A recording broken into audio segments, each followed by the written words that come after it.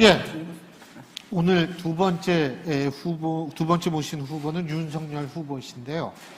어떻게 좀 보셨어요? 어떻게 진행되는지? 조금 일찍 와가지고. 예. 한 5분 정도. 예. 우리 황 대표님 하시는 거를 좀 봤어요. 어떤 부분을 보셨어요? 질문을 못 들어가지고. 예. 예, 뭐 어떤 질문이 첫 번째 질문으로 나올지 아마 예상하셨을 것 같아요. 제가 볼 때는 손준성 검사가 네. 김웅 의원한테 고발장과 판결문을 넘긴 것은 사실로 보이거든요. 왜냐하면 그것 자체가 뭐랄까 왜곡됐을 가능성이 저는 떠오르지 않습니다. 그리고 지금 그 핸드폰이 검찰의 대검에 제출가 되어 있는 상태고, 그것이 의미한다는 것은 그 핸드폰에 있는 그 증거가 왜곡된 것은 아니다라는 것을 의미한단 말이죠. 그렇다면은 후보께서는 그 사실에서 출발을 해야 되는데, 예를 들어가지고 내 부하였던 손준성 검사하고 그 다음에 김웅 의원 사이에 하여튼 뭔가가 있었구나, 이 사실에서 출발을 하셔야 되는데 그 부분에 대한 설명은 안 하시고 무조건 지금 여당의 공작 정치다 이렇게 몰아붙이시거든요. 근데 사실은 여당의 공작 정치라기보다는 제가 볼 때는 국민의힘 내부에서 일어난 일로 보는 게 맞고, 여당은 사후에 들어와서 뭐 공작을 하든지 뭐 뭘 하든지 하는 것으로 보이거든요. 그래서 이게 뭐가 다른가? 과거에 이제 민주당 사람들이 했던 것처럼 이게 모든 것들 문제가 나오게 되면 이걸 정치 공세로 몰아가지고 지금 빠져나가려고 하시는 게 아닌가라는 강한 의구심을 좀 갖고 있습니다. 어떻게 대답하시겠습니까? 글쎄, 저는 전혀 모르는 일이라서, 이게 제가 보도가 처음에 나고 누가 저한테 이 기사 링크를 보내줬길래 제가 고발 사주라는 걸 보고 기업 사주를 말하는 줄 알았습니다. 왜냐하면 검찰이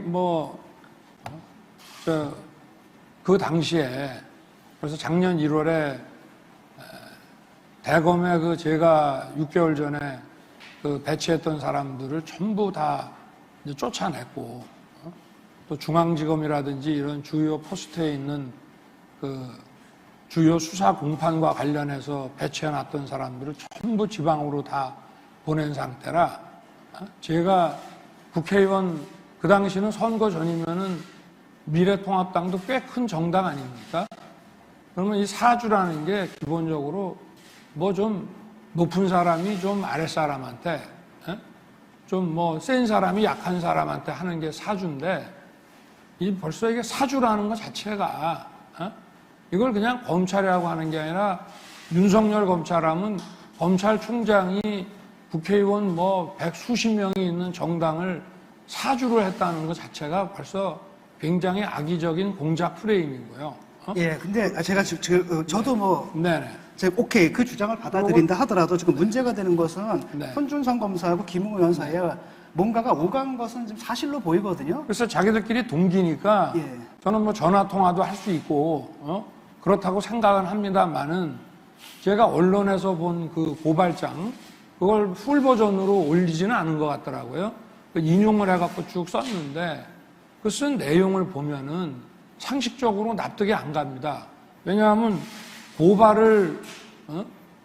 고발장을 만약에 대신 써준다 하더라도 왜 저희 처해 사건하고 또 한동훈 검사장 거를 한 고발장에 넣으며 아예 얘기가 다른 건데, 그리고 또 그 내용을 보면 4월 3일 날 이런 게 있다 하더라고요. 예. 그거 알겠는데 이런 거란 상식적으로 납득이 안 가거든요. 이게 검사가 작성했다. 예, 근데 이런 거란 말이죠. 일단은 소준성 검사에서 김웅 의원한테 간 것, 뭔가가 갔다라는 사실은 지금 인정을 하시는 겁니까? 아닙니다. 그건 손 검사도 자기가 보낸 사실이 없다 그러고, 그러고 손준성 보냄이라고 왜 이렇게 나왔다는 그 어떤 분께서 보니까 그 글꼴도 이상하고, 그리고 손준성 보냄이라고 하는 그 자체도 얼마든지 변형이 가능하다고들 이렇게 언론에들 나와 있는 걸 보면은, 저는 이게 당시의 그 상황이나 또 그 내용이나, 저는 그 고발장이 어느 언론에 인용된 거를 보면은 아주 풀 버전으로 써놓지는 않았어요. 이런 내용이 있다고 이제 해놨는데 그걸 보면은 검사가 작성한 고발장이라고 보고. 근데 일단은 손준성 검사가 보통 같은 경우에 자기가 안 썼어요. 팔팔 뛰면서 고소하겠다 이렇게 나와야 되는데 한동안 말이 없다가 그다음에 연관하고 있다가 뒤늦게 나와가지고 이렇게 얘기를 하고, 그다음에 김웅 의원 같은 것도 김웅 의원의 경우에도 계속 말이 지금 바뀌고 있습니다. 라고 한다면 이 두 사람 사이에 뭔가가 좀 있었을 거다라는 합리적인 추측을 할 수 있을 거고, 옛날 수사 많이 해보셨지 않습니까? 네네. 그럼 수사검사의 입장에서 둘 사이에 어떤 일이 있었을 것 같습니까? 아니, 수사라는 것도 증거를 가지고 판단하는 거지, 수사라는 게 무슨 감을 가지고 밀어붙이는 건 아닌 것이고, 저는 당사자들이 명확하게 얘기를 안 하고, 받았다는 쪽에서는, 준 쪽은 전혀 주지 않았다 하고, 또 제가 그 내용을 봤을 때, 저게 어떻게 4월 3일 날 막 벌어진 일들이 고발장에, 4월 3일 고발장에 막 들어가 있다는 것도, 그 많은 내용을, 거기다가 또 무슨 어제 보니까 무슨 무슨 판결문에 대해서도 좀 의혹이 많이 가고, 그리고 저 자신이 이런 거를 전혀 보고받거나 알지를 못하기 때문에. 부모님, 네, 저 좋습니다. 하나만 연관된 질문 좋은데요. 하나만 드릴게요. 네. 그럼 만약에 지금 포렌식을 하거나 휴대폰을 네. 이제 해가지고 네. 손준성 검사가 네. 김 의원한테 그 초안을, 네. 고발장 초안을 준 것이 확인이 된다라면은 네. 윤석열 그 당시 총장으로서 어쨌든 지시를 하거나 인지를 하지 않았더라도 관리 책임이 있잖아요. 그러면 사과를 하실 의사는 있으신가요? 그거에 대해서? 글쎄, 제가 이미 이제 이렇게 그만두고 나갔습니다만은, 그게 예를 들어서 명확하게 확인이 된다 그러면은, 제가 그 당시에, 그건 손준성이 아니라 대검의 어느 직원이나 검사라 하더라도, 그 총장으로서 그런 것을 제대로 살피지 못한 부분에 대해서는, 제가 국민들한테 사과할 수 있겠지만, 지금 현재 진행 중이니까 저도 빠른 시간 내에 좀 조사를 해보라고 하는 입장이고요. 만약에 지금 사건이 공수처로 잠깐만 제가 마지막 때문에. 좀 할게요. 네. 만약에 저도 그럴 일은 네. 없으리라고 생각을 하지만, 만약에 후보께서 지시하신 정황이라든지 증거라든지 이런 게 나오시면은 사퇴하셔야 되지 않겠습니까? 안 했는데 그거를 가정적으로 해가지고 그런 답변 자체가 그거는 안 맞는 거고요. 네, 좋습니다. 네. 지금 공수처로 넘어가 있기 때문에 네. 공수처에서 조사를 하겠죠. 네. 조만간 결과가 나오겠지요. 네. 어제 배우자 관련된 회사가 네. 압수수색 받았죠.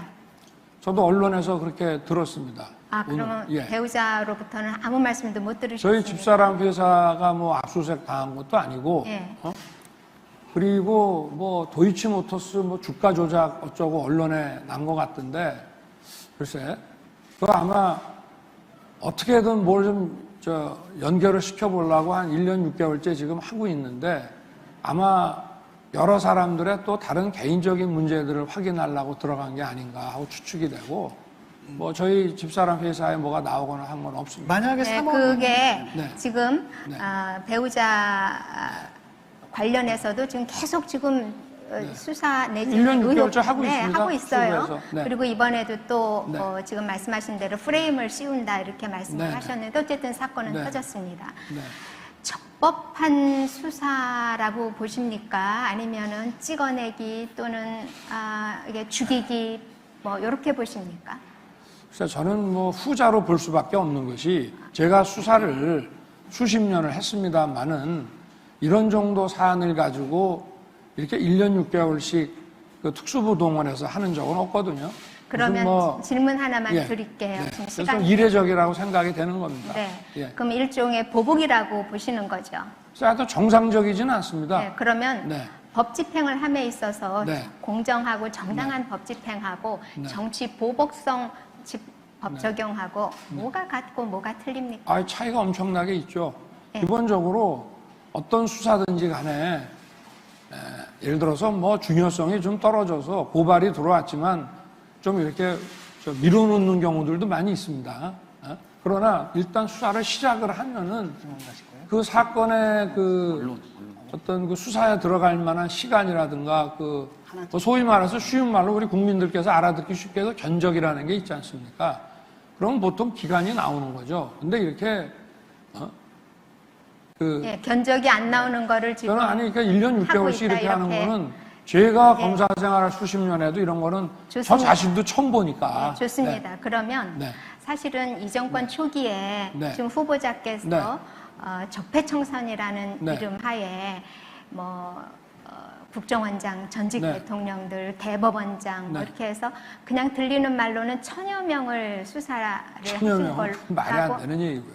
전부 합하면 아마 뭐 참고인 뭐 이렇게 해서 한 게 그 정도 되지 않을까 싶은데 뭐 아무튼 소환한 사람들을 네. 1년 동안 소환한 사람, 참고인 이런 사람들은 보통 그 서울지검 같은 데서 1년에 한 2, 3차장 산하에서 소환하는 사람들의 숫자가 연말에 한번 계산을 해보면요.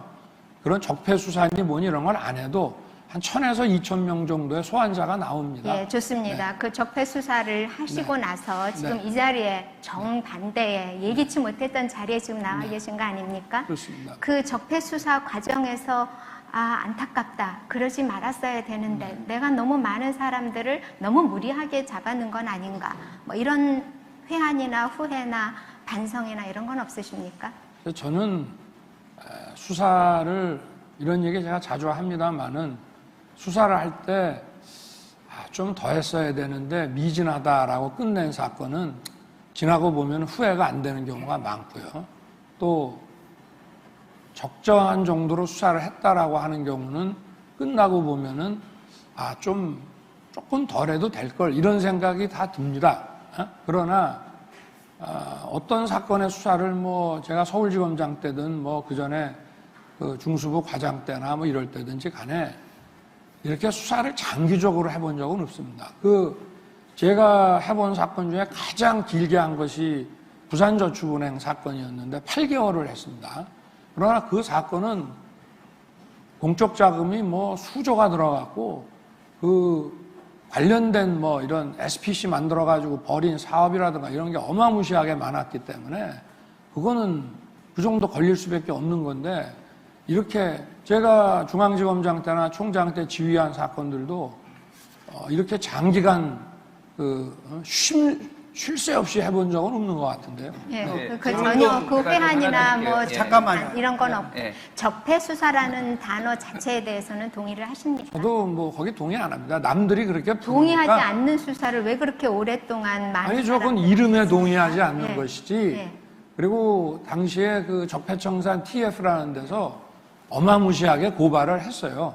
근데 그 중에서도 저는 헌법 가치에 위배되는 부분들만 좀 우선적으로 골라서 제가 하면서 저는 법치 회복을 위한 수사라고 생각을 했지만 일반인들이 이거를 적폐 수사라고 하니까 그냥 그렇게 따라서 부르는 거지 알겠습니다. 용어에 동의를 하지 전직 않는다고. 제가 지금 질문 좀 대법원장, 교수님 국정원장 질문 드릴게요. 예. 아니, 오늘가 뭐 검찰총장 청문회 하는 게 아니라 대선 후보 모시고 지금 얘기를 하는 거니까 지금 좀 몇 가지 질문 드릴게요. 네. 최근에 메이저 언론이 보도를 안 하고 네. 인터넷 매체가 보도를 해서 상당히 불쾌하셨는데 제가 윤석열 후보 표현으로 따르면은 메이저 언론 출신이긴 한데 지금 인터넷 매체에 있거든요. 예, 혹시 이렇게 신뢰하지 못하는 인터넷 매체에서 질문을 지금 하는 것에 좀 불만이 있으시거나 그렇진 않으세요? 그런 거 없고 예. 저도 기관장을 할 때 뭐 메이저나 인터넷 매체나 다 공평하게 달았고요. 제가 말씀드린 거는 제가 며칠 전에 소통관에 가서 정치 공작을 이런 식으로 하지 말라고 그랬지 않습니까? 예. 그거는 1단계 인터넷 매체, 2단계 메이저 언론, 3단계 정치인들의 출연 이런 식으로 하는데 제발 그런 규모가 작은 인터넷 매체를 공작에 동원하지 말라는 뜻이었어요. 아니 그러니까 후보님이 저는 그게 문제라고 보는데 그거를 일단 공작으로 언론 보도를 보시는 것도 문제지만은 인터넷 매체라고 말씀하신 데에 뉴스버스의 이진동 기자는 조선일보에서 30년을 근무를 했고요. 전혁수 기자는 서울경제TV 출신이고요. 뉴스타파 불만을 굉장히 많이 터뜨리셨는데 거기 15년에서 30년 근무한 KBS, 동아일보, 기타 등등 다 메이저 언론 출신입니다. 그래서 다 엄밀한 기준으로 검증을 하고 지금 보도를 한 건데 본인한테 불리하면은 찌라시 뭐 이런 식의 언론관을 가지고 있고 본인한테 유리한 거 얘기하면은 이게 대선 후보로서 대통령으로서 이게 가질 수 있는 그런 언론관인지에 대해서 여쭤보고 있는 거예요 지금. 그러면 제가 한 말씀 드리면요, 과연 이게 그분들의 경력이 인터넷 매체에 근무하는 분들의 경력은 상당하겠죠. 그러니까 동대에 나와서 하시는. 원래 메이저 언론에 있었던 분들. 그러니까요. 그런데 제가 보도를 통해서 보면은 그 제일 먼저 그 김웅 그 의원을 취재를 했잖아요. 그죠? 근데 거기서 김웅 의원이 한 것이 예를 들어서 뭐 윤석열 총장은 관여가 안 됐다. 뭐 이건 내가 썼다. 왜 그런 거는 첫 번째 거는 다 은폐하고 두 번째 거를 또 김웅 의원은 두 번째 자기가 술 먹고 올라가다가 유도신문 당했다고 그러는데 그거 왜 그렇게 보도를 하냐 이 말이에요. 그러니까 저희들이 문제를 제기하는 것이죠. 그런데요. 있는 대로 얘기를 해야죠. 네, 그런데 후보자 네. 배우자 인터뷰를 제일 먼저 한 데가 뉴스버스 아닌가요? 네. 맞아요. 제가 알기로 네. 배우자의 인터뷰 나는 줄 리가 이게 뭐 아니라 인터뷰라는 게 약속하고 아니, 한 것이 잠깐만요. 아니고 네, 잠깐만요. 그 전화가 그 와서 인터뷰는- 본인도 실수해서 그냥 말을 좀 한 거지. 어? 그게 그러니까 뭐 뉴스 버스인지 뭐 예. 그 인터뷰는 뉴스버스하고 네. 했을 때는 네. 그런 말씀이 전혀 없으시다가 네. 이번에 그 뭐 사주 고발 사주 네. 뭐 이런 거라든지 네. 예, 메이저 언론 관련해서 말씀하시는 거 보면 이게 앞뒤가 안 맞는다 이런 생각이 그냥 들고요. 앞뒤가 안 맞지 않는데. 저는 정책이 굉장히 실망스러웠습니다. 정책이 그게 왜 실망스러워? 왜 실망스럽냐 하면 아니 전화가 일자리를- 갑자기 와서 네. 뭐라고 하니 저희 식구가 답답하니까 그냥 얘기를 해서 사실은 전화 주변에서나 왜 그런 전화 받아서 쓸데없는 얘기를 했냐고 얘기들 많이 했거든요. 예, 그 무슨 하여튼- 사전에 뉴스버스하고 그런 인터뷰를 하기로 약속하고 한 것도 아니고 저희 그 처가 거기에 대해서 답변을 한 거는 사실은 좀 실수였다고 이렇게 얘기를 하고 주변에서도 얘기를 많이 다음 하고 질문으로 넘어가겠습니다. 그 120시간 노동과 관련한데 네. 그 보수 후보들 같은 경우 대부분 다 노동시장 유연화를 얘기하고 네. 있거든요. 그런데 사실상 그 스타트업 창업주의 그 얘기를 좀 전달하신 거 아닙니까? 그런데 문제는 뭐냐면은 우리 사회에 이미 그쪽 기업주들이 막 이렇게 반발을 해가지고 탄력근무제라든지 선택근무제 같은 것들이 도입되어 있는 상태거든요. 네네. 그래서 얼마든지 그 유연하게 할 수 있는데 갑자기 주 120시간 노동을 해라. 네. 그리고 또 하나는 뭐냐면은 창업주만이 아니라 이분들이 그들의 자유로운 계약에 맡겨야 한다라고 하시는데 시장 국가가 개입하지 네. 말고 사실상 고용주하고 고용되어 있는 사람들은 절대 자유계약이 될 수가 없거든요. 그들이 얘기를 하게 되면 그냥 따를 수밖에 없는 구조라는 거죠. 이런 현실은 좀 알고 계시는 건지. 뭐 충분히 알고 있고요. 그날 사실은 이제 매경하고 그 인터뷰를 할 때 지면 인터뷰라서 사실은 저를 이렇게 녹화를 하고 있는지 저는 몰랐습니다. 그러니까 나중에 동영상으로 올렸는데 저는 이제 지면 인터뷰를 하고 나면은 편한 얘기들 다 하고 그게 이제 정리가 돼서 지면에 나가는 거로 생각을 했다가 그렇게 이제 제가 뭐 안 해도 될 얘기까지 많이 하긴 했습니다만은 그 120시간 주 120시간이라고 하는 거는 기본적으로 스타트업에 전문직에 그리고 최저임금하고 아무 관련도 없는 좀 고소득에 그리고 주로 대기업에 납품하는 그런 회사를 하는 분들이 제가 그 고영하 이사장께서 주최하신 그 스타트업 그 기업인들 모임에 나갔더니 그 얘기를 하시더라고요. 자기네는 직원 수도 얼마 안 되고 일감을 받았을 때 집중적으로 일해서 보내줘야지 그 일을 갖다 이렇게 큰 기업처럼 쭉 이렇게 많은 직원을 두고 나눠서 할 수가 없다. 그러면은 어떨 때는 일주일에 정말 잠 몇 시간 못 자고 이렇게 일을 120시간씩 해야 될 때도 근데 있다. 그 부분은 라고 해서 전문직과 그 화이트칼라 전문직에 대한 얘기인데 이게 언론에 나오는 거 보니까 뭐 아우슈비츠 얘기도 하면서 무슨 그 육체 노동자나 이 근로자들 전반에 대해서 120시간 일을 하라고 근데 했다는. 그런 경우에는 기업에서 사람들을 더 고용을 해야 되거든요. 정규직은 아니다 하더라도 파트타임이라든지 프리랜서라든지 이런 사람들을 고용해서 해결할 문제지. 네. 그래서 120시간이면 이거 나눠보니까 하루에 17시간 일하라는 얘기인데 네네. 그러지 않아도 IT 분야에서는 많은 노동자들이 지금 과로사를 하고 있는 상황이거든요. 이런 부분에 대한 인식이 좀 없어 보이시고 그런 발언하실 때는 창업주만의 얘기를 듣는 게 아니라 정말 거기서 일하는 사람들의 목소리를 들은 다음에 종합적인 판단을 내리셔야 되는 거 아닌가요?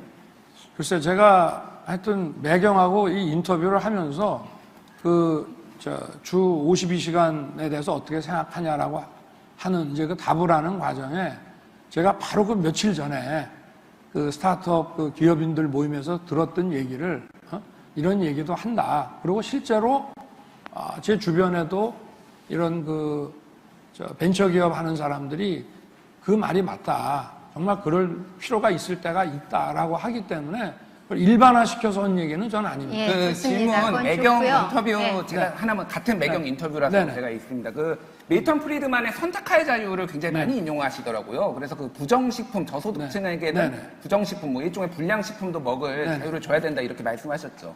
그때. 그거는 오해신 게 그러니까, 예, 제가 말씀을 드릴게요. 예. 불량식품이라는 거는 유해식품이고요. 예. 부정식품이라고 하는 것은 정부가 규제 기준을 정한 그 아래 것을 부정식품이라고 하는 겁니다.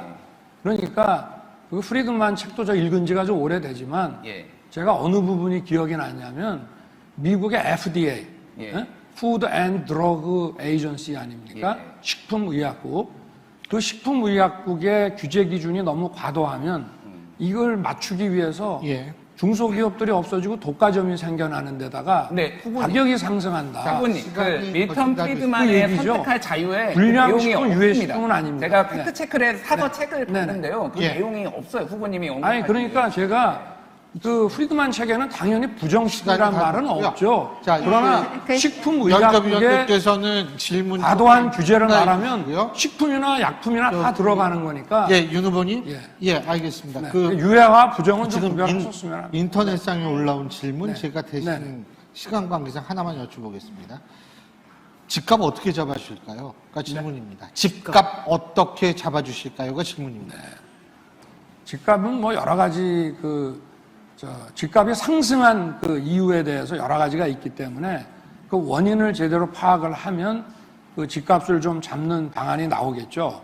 그래 이제 일단 전국의 집값은 수도권 그 중에서 특히 서울 집값이 영향을 다 준다는 것이 이제 중론이고 그리고 이 서울 수도권 서울에 공급이 일단 너무 안 된다. 그 다음에 이 세제 예. 때문에 매물이 안 나온다. 네. 알겠습니다. 시간이 거진다 됐습니다. 네네. 질문 하나 더 있어요. 네네. 오늘은 도리도리 안 하시네요가 질문이에요. 예. 시간이 다 돼가지고요. 네. 오늘 면접은 여기서 줄이겠습니다. 네. 22분 동안 수고 많이 하셨습니다. 벌써 끝났습니까? 예, 예. 너무 아까 짧죠? 몇 가지 이거 답도 못 드렸는데 이거 예. 여기 앞에 질문도 타이머가 많은데. 있어가지고. 네. 예. 아이고 이거 수고하셨습니다. 고생하셨습니다. 예, 다음에.